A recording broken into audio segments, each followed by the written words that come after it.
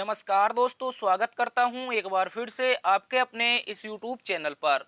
दोस्तों, आज हम देखने वाले हैं एक बार फिर से रीजनिंग के 15 अति महत्वपूर्ण क्वेश्चन। दोस्तों, क्वेश्चन ये सारे के सारे वो क्वेश्चन रहने वाले हैं जो आपके एग्जाम्स में बार बार पूछे जाते हैं।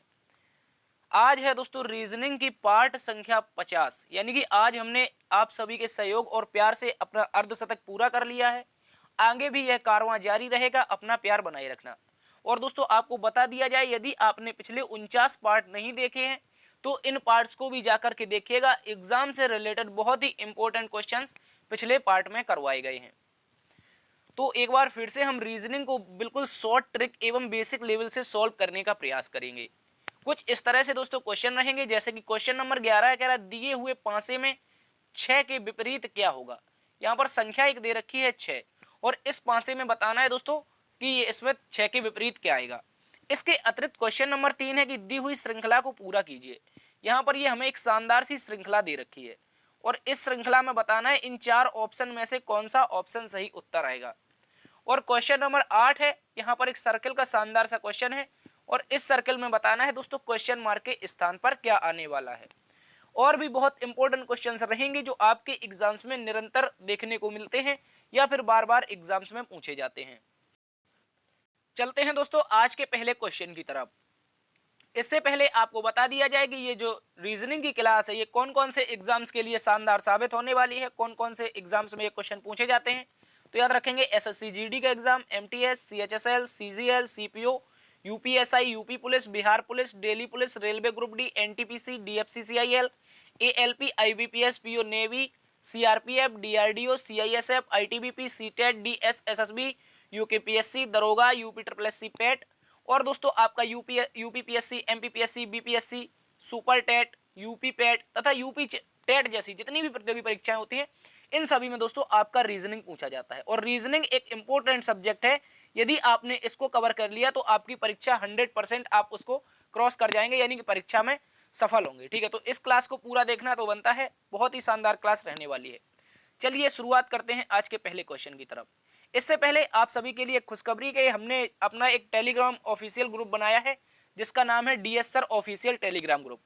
दोस्तों यहाँ पर हम आपको प्रतिदिन क्लास नोट्स, याद रखेंगे प्रतिदिन आप लोगों के लिए क्लास नोट्स और क्लास का जो भी इंफॉर्मेशन होता है वो यहाँ पर हम शेयर करते हैं। तो आज ही डिस्क्रिप्शन में दिए गए लिंक से अपने टेलीग्राम ग्रुप को ज्वाइन कर सकते हैं और अपनी जो तैयारी है उसके लिए जो पीडीएफ दी जाएगी आप यहाँ पर प्रैक्टिस भी कर सकते हैं। तो इंपॉर्टेंट ये भी रहने वाला है, इसलिए इस चैनल को ज्वाइन कर लीजिएगा। चलते हैं बिना किसी देरी के आज के पहले क्वेश्चन की तरफ। चलिए आज का पहला क्वेश्चन आपके सामने कह रहा है, देखिए यहाँ पर गाजर, जड़ और सेव और क्वेश्चन मार्क, यानी कि गाजर जिस प्रकार से आपकी जड़ से संबंधित है तो सेव किससे संबंधित हो जाएगा, ये बताना है। शानदार क्वेश्चन रहने वाला है, इसको हम लोग बहुत ही शानदार तरीके से देखेंगे। देखिए जिस प्रकार जो कैरेट होता है वो क्या होता है, एक रूट होता है। जो गाजर होता है वो क्या होता है दोस्तों, वो एक जड़ होता है। याद रखेंगे जो गाजर होता है वो एक जड़ होता है। उसी प्रकार अगर बात कर ली जाए एप्पल की तो ये क्या होगा दोस्तों, याद रखेंगे फ्रूट हो जाएगा। क्या हो जाएगा, फ्रूट, इसको याद रखेंगे। ये क्या होगा, सेव क्या होगा, एक प्रकार का फल होगा। ठीक है, इसको याद रखेंगे। तो इस प्रकार से जो ऑप्शन बनेगा, ऑप्शन नंबर बी दोस्तों हमारा सही उत्तर हो जाएगा। चलते हैं दोस्तों आज के अगले क्वेश्चन की तरफ। इस क्वेश्चन को आप लोग अच्छे से याद रखेंगे। गाजर एक प्रकार का जड़ है तो सेव एक प्रकार का फल है। अगला क्वेश्चन, क्वेश्चन नंबर 2 है, यहाँ पर कोडिंग डिकोडिंग का शानदार सा क्वेश्चन है। कह रहा है दोस्तों यदि एक कूट भाषा में लैम्ब को ये लिखा जाता है, कर्म को ये लिखा जाता है, तो जन्म का कोड बताना है कि क्या होगा। देखिए कल हमने आपको एक क्वेश्चन करवाया था, वहां पर तब हमने आपको इसके अपोजिट बताए थे। तो उसी क्रम में इस क्वेश्चन में भी शायद अपोजिट ही चल रहा है, इससे देखने को मिलता है। देखिए यहाँ पर क्या लिखा है, लैम्ब लिखा है। ठीक है, क्या लिखा है दोस्तों, याद रखेंगे ये रहा लैम्ब। ठीक है, और लैम्ब को लिखा क्या गया है दोस्तों, याद रखेंगे ओ, उसके बाद दोस्तों यहाँ पर लिखा गया है डी, और उसके बाद यहाँ पर एम को क्या लिखा गया है दोस्तों, पी लिखा गया है, और इसको बी को लिखा गया है ई। ठीक है, इसके अतिरिक्त दूसरा नंबर देखते हैं तो लिखा है कर्म। क्या लिखा है, कर्म। और कर्म में क्या लिखा गया है दोस्तों, कर्म को लिखा गया है एन, उसके बाद दोस्तों डी, और यहाँ पर आर को लिखा गया है यू, और एम को लिखा गया है पी। ठीक है, अब बताना है दोस्तों जन्म का कोड क्या होगा। किसका कोड बताना है, जन्म का कोड। बहुत ही शानदार सा क्वेश्चन है, इसको हम लोग बहुत शानदार तरीके से सॉल्व करेंगे। देखिए यहाँ पर जो लॉजिक चल रहा है दोस्तों, यहाँ पर जो लॉजिक चल रहा है, एल हमारा 12 पर होता है। क्या होता है, एल हमारा दोस्तों 12 पर होता है, और ओ हमारा होता है दोस्तों 15 पर। ठीक है, ओ 15 पर होता है। तो इस तरह से देखा जाए, एल से ओ पर गए हैं तो क्या हुआ है दोस्तों, +3 हुआ है, और ए से डी पर आए हैं तो भी +3 हुआ है, एम से पी पर आए हैं यहाँ पर भी +3 हुआ है, और बी से ई पर आए हैं तो +3 हुआ है। यानी कि पूरा का पूरा जो क्रम चल रहा है वो +3 का चल रहा है। अगर इसमें देखें, क्रम में देखें, तो यहाँ पर केस 11 पर होता है, एन 14 पर, तो यहाँ भी +3 है। ए से डी +3 है, आर से यू +3 है, ठीक है, आर से ये यू है, इसको याद रखेंगे, ये भी +3 है, और एम से पी ये भी +3 है। अब देखिए दोस्तों, अगर हम देखें जन्म के बारे में, तो जे होता है 10 पर, और इसमें जब +3 करेंगे, जन्म में +3 करेंगे, तो जे के बाद क्या आ जाएगा दोस्तों, एम आएगा, क्या आएगा, एम, और उसके बाद ए में +3 करेंगे तो दोस्तों क्या आएगा, हमारा डी आएगा। तो एम डी से जो ऑप्शन शुरू होगा वही सही उत्तर होगा, तो ऑप्शन बी और डी यहाँ पर कट गए। अब एन में +3 करेंगे दोस्तों तो क्या आएगा, एन 14 पर होता है, और 17 पर आने वाला जो नंबर होता है वो क्यू होता है, और एम में +3 करेंगे तो दोस्तों आ जाएगा हमारा पी, तो नंबर बनेगा M D Q P. Option number A हमारा सही उत्तर है, इसको याद रखेंगे। यहाँ पर जो लॉजिक चल रहा था, सभी में +3 करके अगला नंबर आ रहा था, तो यहाँ पर ऑप्शन नंबर ए सही उत्तर हो जाएगा। चलते हैं अगले क्वेश्चन की तरफ। अगला क्वेश्चन, क्वेश्चन नंबर 3, शानदार सा क्वेश्चन है, कह रहा है श्रृंखला को पूरा कीजिए, कह रहा है कंप्लीट द सीरीज। यहाँ पर एक हमको सीरीज दे रखी है, बहुत शानदार सी सीरीज है, तो बताना है इसमें ये क्वेश्चन मार्क जो दे रखा है इसके स्थान पर क्या आएगा। देखिए अगर दोस्तों देखा जाए तो यहाँ पर छोटी सी सीरीज है, इसका अंतर देख लेते हैं। जब हम अंतर देखने का प्रयास करते हैं तो यहाँ पर क्या लिखा है, 31 और 28, यानी कि -3 हुआ है, और आगे देखा जाए तो +3 हुआ है, और आगे देखा जाए तो यहाँ पर क्या हुआ है दोस्तों, -1 हुआ है, क्या हुआ है दोस्तों, -1, और आगे देखें तो +1 हुआ है, ठीक है। अगला वाला चेक करते हैं तो क्या हुआ है, -1 हुआ है, और अगले वाले में क्या हो जाएगा, +1 हो जाएगा। तो इस तरह से कोई हमें पेयर बनता हुआ नहीं दिखाई दे रहा, कोई लॉजिक समझ में नहीं आ रहा है, लेकिन इसका जो लॉजिक है बहुत शानदार सा लॉजिक है। इसको देखिएगा आप लोग, जब देखेंगे तो यहाँ पर हम लिख देते हैं जे, ये किस लिए अभी आपको समझाएंगे। यहाँ पर लिख देते हैं एफ, यहाँ पर हो जाएगा एम, ठीक है, ये एम हो जाएगा, और यहाँ पर हो जाएगा हमारा ए, ठीक है, और उसके बाद आगे देखेंगे तो ये हो जाएगा एम, और यहाँ पर देखेंगे तो दोस्तों क्या हो जाएगा हमारा जे, और यहाँ पर देखेंगे तो जे यू लिख देते हैं इसको, ठीक है, और अगला जो नंबर आएगा वो ए आएगा। यानी कि इसमें चल क्या रहा है, देखिए यहाँ पर जो लॉजिक लगाया गया है क्वेश्चन में वो है कि जनवरी, सबसे पहले जनवरी में 31 दिन, फरवरी में दोस्तों 28 दिन, मार्च में दोस्तों 31 दिन, और अप्रैल में यहाँ पर 30 दिन, मई में आपके 31 दिन, जून में दोस्तों 30 दिन, जुलाई में दोस्तों 31 दिन, और अगस्त में जो दिन आते हैं वो टोटल 31 होते हैं। कितने होते हैं, 31 दिन होते हैं। तो इस तरह से जो हमारा ऑप्शन बनेगा, ऑप्शन नंबर ए सही उत्तर बनेगा, ठीक है, इसको याद रखेंगे, ऑप्शन नंबर ए सही उत्तर है। देखिए यहाँ पर किसी वर्ष का एक महीने का नाम दिया गया है, हालांकि हो सकता है वो लीप वर्ष देता है, लेकिन यहाँ पर लीप वर्ष नहीं दिया गया है। तो यहाँ पर जो नंबर दिए गए हैं 31, 28, 31, 30, 31, 30, 31, 31, तो जो अगस्त होता है, अगस्त के जो टोटल दिन होते हैं वो दोस्तों कितने होते हैं, 31 होते हैं। इसको आप लोग अच्छे से याद रखें। इसका दोस्तों जो राइट आंसर बनेगा 31 बन जाएगा। चलते हैं अगले क्वेश्चन की तरफ। अगला क्वेश्चन कह रहा है, क्वेश्चन नंबर 4, डिप्लोमेंट में ऐसे कितने अक्षर युग्म हैं जिनके बीच में उतने ही अक्षर हैं जितने की अंग्रेजी वर्णमाला में होते हैं। चलिए दोस्तों, तो इसको हम चेक कर लेते हैं। क्या लिखा है, डिप्लोमेट, तो डिप्लोमेट में बताना है कितने ऐसे अक्षर हैं जितने की ऐसे कितने अक्षर युग्म है जितने की उनके बीच उतने ही अक्षर हैं जितने की अंग्रेजी वर्णमाला में होते हैं, ठीक है, ये बताना है। तो डिप्लोमेट को कुछ इस तरह से लिखेंगे और इसमें चेक करेंगे कितने अक्षर आते हैं। तो शुरुआत करेंगे डी से, ई एफ जी एच आई जे के, हमें कोई भी यहाँ पर अक्षर युग्म नहीं मिला। अब आई से चेक करते हैं। आई के बाद क्या होता है, जे के एल एम, तो यहाँ पर एक पेयर मिल रहा है, यहाँ पर एक पेयर मिल रहा है आई और एम का। उसके बाद एम के बाद एन ओ, तो यहाँ पर कोई पेयर नहीं है। अब पी से चेक करते हैं, तो पी से चेक करेंगे क्यू आर, यहाँ पर कोई पेयर नहीं है। Q R S T U, कोई पेयर नहीं मिला। एल से चेक करेंगे तो L M N O P, कोई पेयर नहीं है। इधर चेक कर लेते हैं एम एन ओ, कोई भी पेयर नहीं मिला।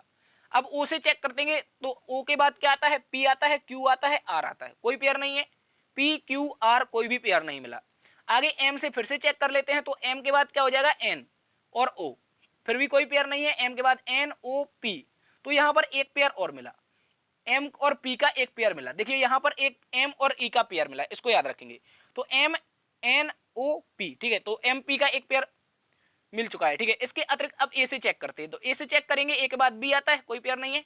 और यहाँ पर देखा जाए तो B C D E F G, तो भी कोई पेयर नहीं मिला। और टी से कोई बड़ा नंबर नहीं है, तो इससे चेक करेंगे नहीं। तो यहाँ पर जो हमें टोटल पेयर मिले वो एक पेयर मिला आई और एम का, और दूसरा जो पेयर मिला है वो मिला है दोस्तों एम और पी का। तो यहाँ पर कुल कितने अक्षर युग्म है दोस्तों, 2 अक्षर युग्म। ऑप्शन नंबर सी सही उत्तर हो जाएगा, इसको याद रखेंगे। चलते हैं दोस्तों अगले क्वेश्चन की तरफ।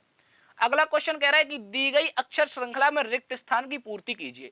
यहाँ पर एक हमको अक्षर श्रृंखला दे रखी है और इसमें बताना दोस्तों रिक्त स्थान में जो भी दे रखा है इनमें क्या आएगा। देखिए दोस्तों, जब भी इस तरह का क्वेश्चन आता है तो हम सबसे पहले क्या करते हैं, इनके नंबर काउंट कर लेते हैं। तो नंबर काउंट करके फिर क्रम वाइज क्रम पेयर बनाते हैं और उनको हम इसको फिल करने का प्रयास करते हैं। तो सबसे पहले इसको देख लेते हैं। 1 2 3 4 5 6 7 8 9 10 11 12 13 14 15 और 16 है। दोस्तों यहाँ पर हमें जो नंबर ऑफ टोटल टर्म मिले हैं ये कितने हैं, 16 है। और 16 का पेयर बनाना आसान होता है 4 गुणा 4 का। तो 4 4 के बराबर हिस्सों में इसको बांट देंगे। ठीक है, इसको हम 4 4 के बराबर हिस्सों में बांट देंगे कुछ इस तरह से। तो अब देखिए यहाँ पर अगर हम यहाँ पर फिल करें तो क्या फिल कर सकते हैं। तो देखिए यहाँ पर भी आर है और यहाँ पर भी आर है। तो पहले स्थान पर होना चाहिए आर, तो ये आर हो गया और यहाँ पर भी आर हो गया। अब इसमें टी दे रखा है, इसमें टी और इसमें भी टी। तो यहाँ पर अब हम क्या कर देते हैं दोस्तों, इसमें हम टी फिल कर देते हैं। ठीक है, लास्ट में यहाँ पर भी एस है और यहाँ पर भी एस है। तो दोस्तों यहाँ पर तो क्या आना चाहिए, लास्ट में एस आना चाहिए। ठीक है, ये एस आ चुका है। इसके बाद जब देखेंगे तो आर टी के बाद क्या आ रहा है, आर टी के बाद दोस्तों यू आ रहा है। क्या आ रहा है, आर टी के बाद यू। तो आर टी के बाद यू यहाँ पर फिल कर देंगे और लास्ट वाले में एस फिल कर देंगे। ठीक है, तो एक इस तरह से जो हमारा पेयर बनेगा, जो हमारा क्रम चलेगा, R T U S R T U S R T U S और आर टी यू एस। तो क्या क्रम चला दोस्तों, आर टी यू एस का ये क्रम चला। और जो हमने नंबर फिल किए हैं, जो अक्षर फिल किए हैं वो कौन कौन से, सबसे पहले आर किया, उसके बाद एस, फिर यू, फिर उसके बाद फिर से आर और उसके बाद टी और फिर एस। ठीक है, तो R S U R T S, R S U R T S option number ए में ही दे रखा है। तो ऑप्शन नंबर ए सही उत्तर हो जाएगा। इसको आप लोग अच्छे से याद रखेंगे। चलते हैं अगले क्वेश्चन की तरफ। अगला क्वेश्चन नंबर 6 कह रहा है अंग्रेजी वर्णमाला का कौन सा अक्षर बाएं से फोर्थ के दाएं पांचवा होगा। तो यहां पर मुझे देखिए बाएं से फोर्थ यानी कि लेफ्ट से 4 और राइट से 5, राइट से 5 ये बताना है। तो लेफ्ट राइट करेंगे दोस्तों, क्या हो जाएगा, लेफ्ट राइट जोड़ देंगे तो 9, लेफ्ट से 9। तो लेफ्ट से 9 पर बताना है, लेफ्ट से 9 पर ऑप्शन में कोई दे नहीं रखा है। ठीक है, तो देखिए यहाँ पर इसको चेक कर लेते हैं। सबसे पहले कह रहा है कि अंग्रेजी वर्णमाला में बाएं से यानी कि लेफ्ट से फोर्थ है और राइट से फिफ्थ है। ठीक है, दाएं से पांचवा तो राइट से फिफ्थ। इन दोनों को जब हम देखते हैं तो जब भी लेफ्ट आता है तो दोस्तों घटाते हैं, राइट आता है तो घटाते हैं और लेफ्ट राइट आ जाता है तो जोड़ देते हैं और राइट लेफ्ट आ जाता है तो भी जोड़ देते हैं। यानी कि अपोजिट नंबर आ जाते हैं तो इनको जोड़ देते हैं। तो इस तरह से अब हमें अपोजिट मिले हैं तो इनको दोनों को क्या कर देंगे, जोड़ देंगे और पहले वाले नंबर से उठाकर इनका स्थान बता देंगे। तो लेफ्ट देखना है और 5 4 कितना हो जाएगा, 9। तो लेफ्ट से 9 देखा जाए दोस्तों, तो लेफ्ट से 9 कौन हो जाएगा, लेफ्ट से 9 यानी कि बाएं से 9वां। अंग्रेजी वर्णमाला भी बाएं से दाएं होती है तो बाएं से 9वां आ जाएगा हमारा आई। क्या आ जाएगा, आई। और ऑप्शन में किसी में दोस्तों आई है नहीं, तो यहाँ पर ये ऑप्शन सारे के सारे गलत हैं। ठीक है, ये याद रखेंगे, ये सारे के सारे ऑप्शन कैसे हैं, गलत हैं। ठीक है, चलते हैं अगले क्वेश्चन की तरफ। आई आपका सही उत्तर होगा। अगला क्वेश्चन दोस्तों कह रहा है कि यहाँ पर शब्द दे रखा है कार्डियोग्राम। कार्डियोग्राम के अक्षरों में कौन सा विकल्प नहीं बना सकते हैं। कार्डियोग्राम के यदि अक्षरों का प्रयोग करें तो कौन सा विकल्प नहीं बनेगा। ठीक है, which option can not be formed from the letter of the word cardiogram. देखिए यहाँ पर अब लिख लेते हैं कार्डियोग्राम को। सबसे पहले सी ए, क्या लिखा है दोस्तों, याद रखेंगे, C A R D I O G R A M. ठीक है, ये रहा हमारा कार्डियोग्राम। अब बताना है कि इसका प्रयोग करके कौन सा विकल्प नहीं बना सकते हैं। तो सबसे पहले ए को चेक करते हैं, ए मिला। उसके बाद ई को देखा तो दोस्तों इसमें कहीं भी ई है ही नहीं, इसमें कहीं ई है ही नहीं, तो ऑप्शन नंबर ए ही हम नहीं बना सकते। ठीक है, ऑप्शन नंबर जो है ये है, इसको हम नहीं बना सकते क्योंकि कार्डियोग्राम में कहीं भी ई नहीं है। तो ए दे रखा है एरोग्राम में, तो ई दे रखा है एरोग्राम में, ऑप्शन नंबर ए नहीं बना सकते हैं। अगर रेडियो को चेक किया जाए RADIO तो रेडियो बना सकते हैं। ठीक है, रेडियो को बना सकते हैं। और उसके बाद अगर बात किया जाए डायग्राम की तो DIA, उसके बाद GRAM, तो इसको भी बना सकते हैं, ऑप्शन नंबर सी को भी बना सकते हैं। उसके बाद अगर कार्गो की बात की जाए CARGO, ठीक है, कार्गो भी बना सकते हैं। और ऑप्शन नंबर ए नहीं बना सकते, एरोग्राम। इंपोर्टेंट क्वेश्चन है, याद रखेंगे। चलते हैं अगले क्वेश्चन की तरफ। अगला क्वेश्चन नंबर 8 कह रहा है दोस्तों दिए गए प्रश्न में लुप्त पद ज्ञात कीजिए। यहाँ पर बताना है कि क्वेश्चन मार्क के स्थान पर क्या आएगा। बहुत ही शानदार सा क्वेश्चन है। जब भी दोस्तों इस प्रकार से सर्कल का क्वेश्चन आपके सामने आ जाए तो आपको क्या करना है, छोटे वाले नंबर से उठा करके, जैसे यहाँ पर छोटा 8 दे रखा है तो इसी से इस तरह का कुछ सर्कल चला देना है। ठीक है, इस तरह के सर्कल का क्रम चला देना है। या फिर दोस्तों या आपको ऐसा समझ में ना आए तो इनको आमने सामने सॉल्व करने का प्रयास करेंगे तो हमारा आंसर आ जाएगा। तो सबसे पहले हम सर्कल को राउंड शेप में एक बार घुमा के देखते हैं क्या इसका आंसर बन रहा है। ठीक है, तो इस तरह से हम इसका क्या करेंगे, घुमा के प्रयोग करेंगे, शायद आंसर आ जाए। तो सबसे पहले हमने देखा 8 दे रखा है, 8 के बाद क्या है दोस्तों 15 है, तो 8 दूना का 16 यानी कि मल्टीप्लाई 2 और -1 तो 15 है, ठीक है। और 15 में कर दें यदि मल्टीप्लाई 2 और -1 तो दोस्तों 29 दे रखा है, ठीक है। उसके बाद 29 का 2 गुना होता है दोस्तों 58, और 58 में -1 करेंगे तो कितना आ जाएगा 57, तो यहाँ पर 57 भी है। अब देखिए बात आई 57 की, तो 57 में करेंगे 2 का गुणा, 57 में 2 का गुणा और -1 करेंगे दोस्तों कितना आएगा, 57 दूना का 114, और 114 में 1 जाएगा तो कितना बचेगा 113 बचेगा, कितना बचेगा 113। अब देखिए 113 में करना है मल्टीप्लाई 2, क्या करना है दोस्तों याद रखेंगे 113, ये रहा 113 और इसमें मल्टीप्लाई 2 करके -1 करना है, तो 113 का दूना होगा कितना दोस्तों 226, और 226 जो होगा इसमें करेंगे -1 तो आंसर आएगा हमारा 225, क्या आएगा 225, याद रखेंगे दोस्तों 225 हमारा आंसर आ जाएगा। आशा करते हैं ये क्वेश्चन आपको समझ में आया होगा।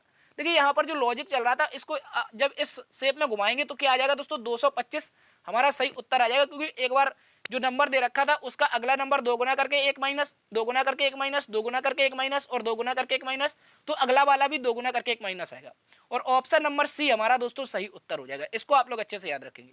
चलिए बढ़ते हैं अगले क्वेश्चन की तरफ। अगला क्वेश्चन सादृश्यता का एक मोस्ट इंपोर्टेंट क्वेश्चन है, और यहाँ पर कुछ इस तरह से हमको बहुत बड़ा सा क्वेश्चन दे रखा है, इसको हम लोग सॉल्व करेंगे, इस तरह से इसको सॉल्व कर सकते हैं।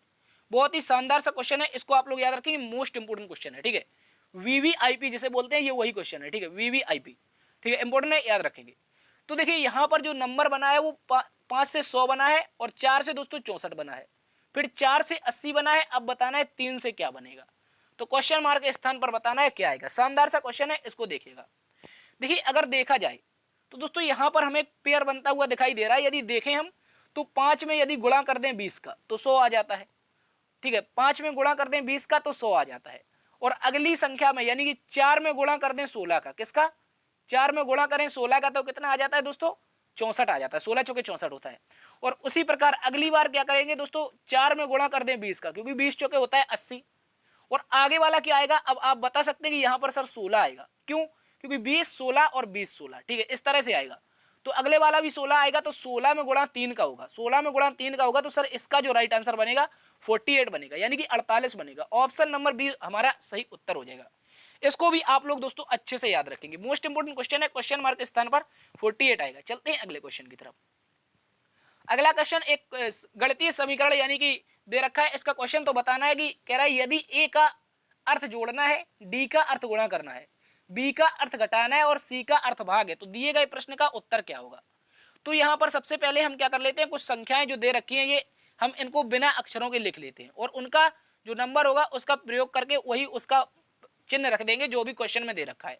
तो सबसे पहले देखिए यहाँ पर रखते हैं 18, 18 के बाद आया 2, उसके बाद दोस्तों 4 है, और उसके बाद 6 है, और आगे 9 है। तो दोस्तों अब देखिए हमको दे क्या रखा है, ए का अर्थ जोड़ना है, ए कहाँ पर है ये, तो इसको कर देंगे प्लस में, ठीक है, इसको याद रखेंगे, ए का अर्थ जोड़ना है तो प्लस हो जाएगा। और आगे डी, डी कहाँ पर है, ये रहा डी, ठीक है, क्या है कहाँ पर है डी दोस्तों, याद रखेंगे ये हमारा डी रहा ये, और डी का अर्थ क्या है दोस्तों गुणा करना, इनका गुणा कर देंगे। और बी का अर्थ घटाना, ये रहा बी, तो इसको माइनस कर देंगे। और आगे क्या है दोस्तों सी, और सी का अर्थ जो है दोस्तों वो भाग देना है, तो इसको भाग दे देंगे। अब देखिए इसको जब सॉल्व करेंगे, इसको जब हम लोग सॉल्व करेंगे तो क्या करेंगे, 9 दूना का 18 यानी कि 9 आ जाएगा, और प्लस में हो जाएगा हमारा 4, क्या हो जाएगा 9 आ जाएगा, और प्लस में हो जाएगा 4, और माइनस में हो जाएगा 9 छक्के 54, कितना हो जाएगा 9 छक्के 54। तो यहाँ पर कितना आ जाएगा 9 4 13 दोस्तों, यहाँ पर 13 आ जाएगा, और माइनस का दे रखा है 54, ठीक है। और 54 में से यदि हम 13 घटा दें, 54 में से 13 घटाएंगे तो 1 बचेगा और 4 बचेगा, यानी कि 41 बचेगा दोस्तों, 41 बचेगा, और वो भी किसका सिंबल दे रखा है माइनस का, तो दोस्तों माइनस का 41 आएगा। ऑप्शन नंबर बी में -41 दे भी रखा है, तो दोस्तों हमारा ऑप्शन नंबर बी सही उत्तर हो जाएगा। देखिए इस क्वेश्चन में करना क्या था, जो भी हमें अक्षर दे रखे थे, अक्षर का एक क्रम दे रखा था कि इसका प्रयोग क्या है, तो उसी अक्षर का प्रयोग करके जब इस समीकरण को सॉल्व करेंगे तो -41 हमारा सही उत्तर आ जाएगा। बढ़ते हैं अगले क्वेश्चन की तरफ। क्वेश्चन नंबर 11 कह रहा है दोस्तों दोस्तों नीचे दिए गए पासे में 3 आकृतियां दी गई हैं, तो बताइए कि संख्या 6 के विपरीत क्या होगा। शानदार सा क्वेश्चन है, कह रहा है 3 shapes of a dice are giving below, then tell what will be the opposite number of 6, 6 का अपोजिट बताना है। तो दोस्तों 6 हमें एक यहाँ पर दिखाई दे रहा है, एक यहाँ पर दिखाई दे रहा है, ठीक है, इसको देख लेते हैं। तो दोस्तों जब पहले ये मान लीजिए ये आपका पहला पासा है और ये दूसरा पासा है, और इन दोनों को जब सॉल्व करेंगे तो हमने आपको कई बार क्वेश्चन ऐसा करवाया है, जब दो सतह, याद रखेंगे, दो सतह समान आ जाए, दो सतह समान आ जाए, कैसी, दो सतह समान, तो जो तीसरी सतह होती है वो अगले पासे की तीसरी सतह के ऑटोमेटिक क्या हो जाती है, तीसरी जो सतह होती है वो अपोजिट हो जाती है, कैसे हो जाती है, विपरीत हो जाती है, ठीक है, याद रखेंगे। तो अब इसी बात का ध्यान रखते हुए इसको सॉल्व करेंगे, पहला नंबर और दूसरा नंबर। तो इसमें देखें तो दोस्तों 6 और 3, और यहाँ पर भी 6 और 3, तो हमें 2 का जो अपोजिट मिलेगा वो तो 5 मिल जाएगा, लेकिन क्वेश्चन में पूछा है 6 का अपोजिट, ठीक है। अब 6 का अपोजिट ये रहा था पहला वाला, और ये रहा था कैसा, आपका तीसरा वाला, ठीक है। अब देखिए तीसरे वाले और पहले वाले को सॉल्व करके देखते हैं। पहला और तीसरा को जब सॉल्व करेंगे तो कोई कॉमन नंबर मिलेगा, ये देखिए यहाँ पर 3 है और यहाँ पर भी 3 है। तो अब हम क्या करेंगे, इसको एक बार फिर से सॉल्व करते हैं। पहला ये रहा फर्स्ट और ये रहा थर्ड, ठीक है, ये रहा थर्ड।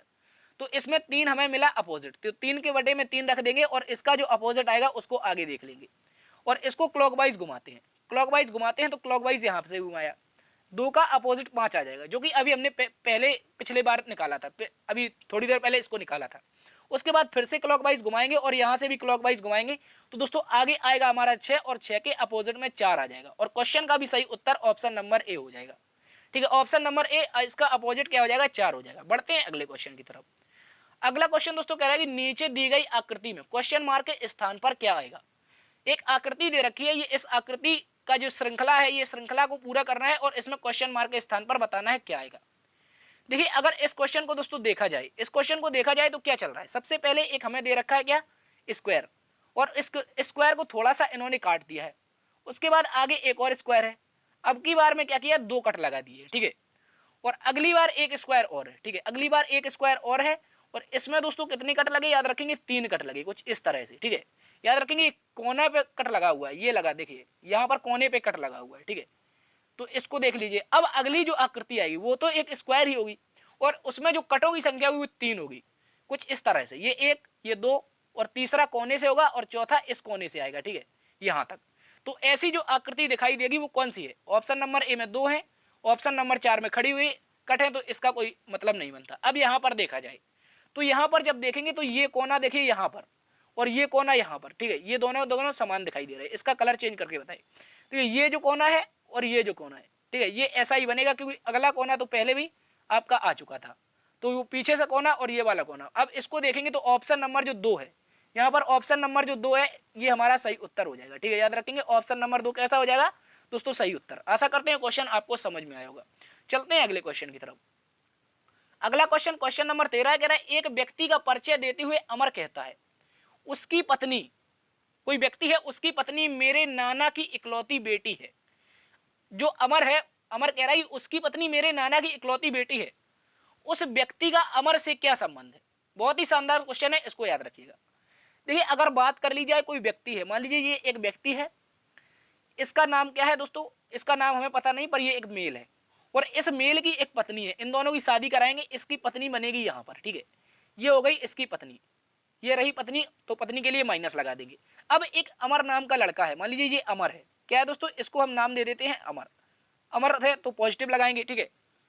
अमर कह रहा है कि मेरी जो माँ है, अमर की जो माँ है, अमर की जो माँ है, कह रहा है वो मेरे नाना, एक मिनट यहाँ पर एक बार फिर से देखते हैं, उसकी पत्नी मेरे नाना की इकलौती बेटी है, यानी कि इस व्यक्ति की जो पत्नी है, इस व्यक्ति की जो पत्नी है वो अमर के नाना, अमर की मम्मी बनेंगी और अमर के नाना बनेंगे यहाँ कहीं पे, ठीक है, ये बन जाएंगे अमर के नाना, ठीक है, ये इसको पॉजिटिव बना देते हैं नाना को, तो यहाँ पर अमर के नाना बन जाएंगे, और अमर के नाना जो होंगे, अमर के नाना की जो पुत्री होगी वो अमर की मम्मी होगी। आप अपने आप से सेव कीजिए, अपने आप को यहाँ पर रख के देखिए और बताइए। देखिए आप कह रहे हैं, मान लीजिए आप किसी व्यक्ति का परिचय दे रहे हैं, आप अपने पिताजी का परिचय दे रहे हैं मान लीजिए, और आप कह रहे हैं कि उसकी पत्नी, यानी कि मेरे पिताजी की जो पत्नी होगी मेरी माँ होगी, और मेरी माँ जो है वो मेरे नाना की इकलौती बेटी है। ऐसा चीज याद रखिए, मेरे नाना, जो मेरे माँ के पिताजी वो मेरे नाना लगते हैं, और मेरी माँ के जो पति हैं वो मेरे क्या होंगे, याद रखेंगे पिताजी होंगे। ऑप्शन नंबर ये सही उत्तर हो जाएगा। कैसे हो जाएगा, क्योंकि जो से लगा है वो अमर के साथ लगा है, तो अमर क्या कहेगा उस व्यक्ति को, अमर कहेगा ये मेरे पापा जी हैं, ठीक है, ये क्या है दोस्तों, पापा जी। ऑप्शन नंबर ए सही उत्तर है। चलते हैं अगले क्वेश्चन की तरफ। अगला क्वेश्चन, क्वेश्चन नंबर 14 कह रहा है, साल 1988 स्वतंत्रता दिवस बुधवार को मनाया गया, तो वर्ष 1989 में यह दिन किस दिन मनाया जाएगा। इसको भी आप लोग अच्छे से याद रखेंगे। तो दोस्तों अगर बात कर लें इस क्वेश्चन की, तो कह रहा है स्वतंत्रता दिवस, जो स्वतंत्रता दिवस होता है वो दोस्तों कब होता है, 15 अगस्त को होता है, ठीक है, 15 अगस्त को होता है, और कह रहा है कि वर्ष 1988 का जो स्वतंत्रता दिवस था, कब का था? 1988 का। ठीक है, इसको एक बार फिर से लिख लेते हैं। जो 1988 का स्वतंत्रता दिवस था, इसका जो दिन था दोस्तों बुधवार था। क्या था? बुधवार। ठीक है, याद रखेंगे, ये बुधवार हो गया। और जो अगला वर्ष है यानी कि 15 अगस्त, स्वतंत्रता दिवस कब मनाया जाता है दोस्तों? 15 अगस्त को। तो 1989 में बताना है कि यह दिन कब आएगा। तो इसका क्वेश्चन हमने एक बार आपको पहले भी सॉल्व कराया है। मान लीजिए कोई साल है और उस साल का जो सिस्टम होगा यानी कि उस साल का जो पहला दिन होगा वही दिन उस साल का अंतिम दिन होता है। ठीक है, जो उस साल का पहला दिन होगा वही साल का अंतिम दिन होता है। कैसे होता है? क्योंकि एक साल में 365 दिन होते हैं और 365 दिन में हम क्या करते हैं दोस्तों? 7 से भाग देते हैं। 7 से भाग जब देते हैं तो 7 पंचे 35 और एक बचेगा तो यहाँ पर हो जाएगा 15 और 7 दूनी 14 यानी कि रिमाइंडर बचेगा 1। और जो रिमाइंडर होगा इस रिमाइंडर को हम क्या जो कर देंगे, इसमें जोड़ देंगे, बुधवार में जोड़ देंगे। कैसे जोड़ देंगे? देखिए यहाँ पर एक बात समझिए आप लोग। पहले मान लीजिए आपकी कोई एक साल है, उसका 1 जनवरी है, 1 जनवरी बुधवार था और 1 जनवरी के बाद जो अगला 1 जनवरी आएगा उसमें टोटल 365 दिन हो जाएंगे।